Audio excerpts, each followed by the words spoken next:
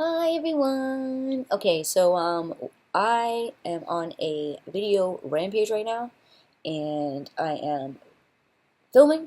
So I want to get on the last stream on this series. I think this is maybe number 4, video number 4.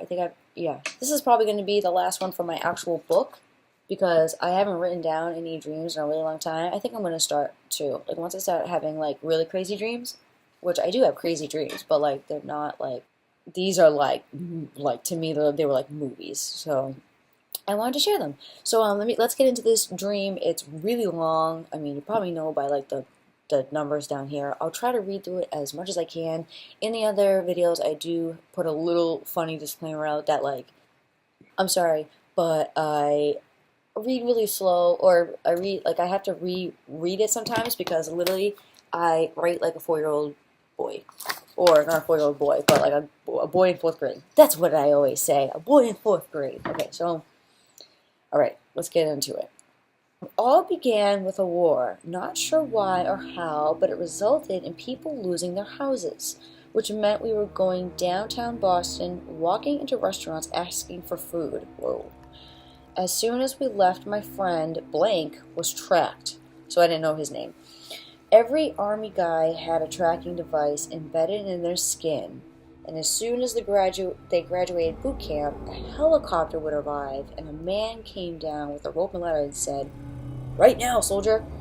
And he was gone. Whoa. Okay, so this part of the dream I do remember. I do remember some kind of bits and pieces later on. Okay, so I do kind of remember this dream, but I do not remember it in its entirety. But this part I do remember. It was literally like, think of like a building, and think of like a 2-story building, and then like the corner being ripped out. So like literally, we were like the corner being ripped out. We can like see other people's houses because everyone's houses were like demolished, and like a helicopter would literally come out of nowhere and be like, "Let's go," because they knew where you were at all times because you were tracked. So they're like, "Come on," or "You're ready, right?" And they're like you're literally like at a bar having a beer and you're like, I guess I'm ready now, and then they literally just take you up in the helicopter. Goodbye. As we watched him off, I suggested to my friends that we don't watch him off. As we walked away with my arms wrapped tight around my friends' necks, so I was like this, we were then blasted to the ground. The helicopter had hit one of the buildings and exploded. Oh my god. Oh my god. Whoever can interpret dreams, I guarantee you they're probably like, this girl is fucked up. I promise you, I'm a very positive person. I do not know why I have these fucking crazy dreams. Okay. Later, me and my friends went to an empty warehouse and we met up with blank and blank. I'm just saying blank because it literally has 2 blanks. 2 Portuguese people who were very nice to us. A change from all the people being mean and not offering food they weren't going to eat. Oh, so they were really nice to us. Oh, I think I know the reason why they were Portuguese is because they were speaking Portuguese. I mean, yeah, they were speaking Portuguese. I said Hispanic at first, and I crossed it out, and I was like, they weren't speaking Spanish, they were speaking Portuguese. And at that time, I spoke like fluent. Yeah, when did I date this? This is like 2012 or 2013. Oh yeah, I definitely smoked. No, I definitely didn't smoke back then, but I definitely spoke almost fluent Spanish, very close. So I knew they were speaking Portuguese. So I just wanted to put that out there. Like if someone's like, why did you say they were Portuguese? Because I heard them speaking Portuguese. And I had a lot of friends who were Portuguese. The warehouse was filled with women's underwear, all kinds, to ladies' lingerie and granny pants, and whoever stopped by, blank and blank, would give anyone who needed it. Okay, so like you know the really small packages of like I want you to think of like a broken down warehouse and like it looked like no one was there, and like when I say they had stuff, it didn't look like they had anything at all, and like they had really like those pantyhose that are in small tiny packages that are like this big. There was like a ton of them on the wall, and it was basically like underwear and pantyhose and just everything. That's what they had. Okay. Kind of funny because our clothes looked like crap, but our underwear always was comfy. That's hilarious. One day, Blank told me that they had to leave, but to find their daughter. She 3 cities away, and Blank was scared she would be dead or recruited before they found the daughter. And then the other woman began to cry as she expressed that. Wow. I had to call over my friend, because I didn't know his name, was blank, to translate, because I didn't know what was going on. Once I had called him over, I put my head down, and we both began to cry. I lifted my head and said, "You have a saint in this world. God will not take you." Oh my God. Oh no, I said, "You are a saint in this world." Oh my God. And when this guy translated to the woman cried even more, and our hands were tightly joined, became glued. They left. It's like literally like real experiences. I'm literally like tearing up a little bit right now. They left me, and my friends were left with clean underwear. We weren't searching for water, but all we found was buckets of dirty water with Poland Spring bottles floating on top. As I tried to fill the bottle up with disgusting water, I thought to myself, it's not worth it. I kicked the bucket and I tried to find my friends. Wow. I walk over to my old neighborhood and there are barely 10 houses standing. Just looking at the time, damn, this is going to be long. All have closed doors and windows, and one park I remember when I was small. They closed it off before the war for construction. All it was now was a mud park.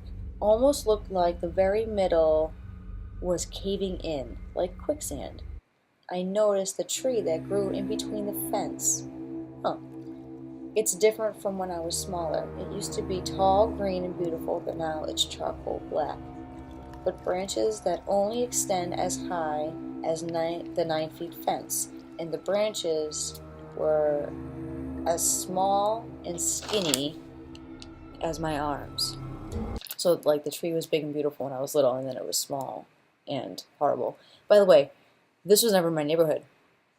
This neighborhood I dreamt about was my childhood neighborhood in the dream. I don't know this neighborhood from my memory. Don't. So this is weird. When I see this random metal bar that extends 12 feet long, so me and my friends start swinging on it. For a second, I stopped and forgot that I was playing at a mud park with 2 of my good friends, and then I saw several more children swinging around us. That's fucking weird. All the same size, they had to be at least 6. Their brightly colored shorts and tank tops swinging instantaneously with us. Then I see off in the distance a house very close by to the park, a family watching the news. 2 little girls, they look like they're having fun. It's the first house I see with the door open. They look like they would actually take us in, but we don't bother. What? This is freaking crazy. This is what should be a movie, honestly. My friend had a good idea. He suggests that we should go to our old school. We used to break in as kids and we had secret sleepovers. What?